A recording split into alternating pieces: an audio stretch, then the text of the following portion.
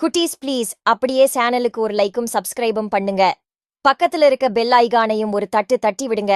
அப்பொழுதுதான் நாங்க போடுற வீடியோவை நீங்க தவறாம பார்க்கலாம். வாங்க கதைக்குள்ள போகலாம். ஒரு ஆற்றிற்கருகில் உள்ள மரத்தில் ஒரு காகம் ஒன்று வாழ்ந்து வந்தது. அந்த ஆற்றில் ஒரு அன்னப்பறவையும் வாழ்ந்து வந்தது.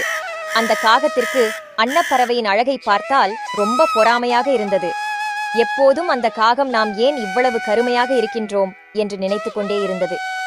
அந்த அன்னப்பறவை மட்டும் ஏன் இவ்வளவு வெள்ளையாக அழகாக இருக்கின்றது என்று நினைத்தது.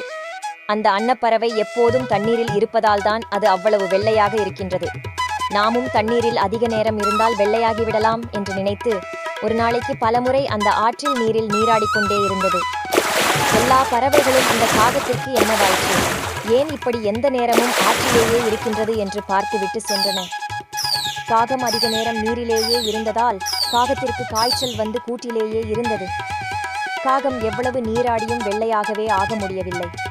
காகத்திற்கு அப்போதுதான் புரிந்தது, பலன் கிடைக்காத ஒன்றிற்கு முயற்சி செய்தால் அது நமக்கு கிடைக்காது என்பது புரிந்தது. அதன் பின்பு காகம் காகமாகவே இருந்தது. அப்போதுதான் காகத்திற்கு உண்மையான சந்தோஷம் கிடைத்தது. நாம் எப்படி இருக்கின்றோமோ அப்படி இருப்பதில் சந்தோஷப்பட வேண்டும்.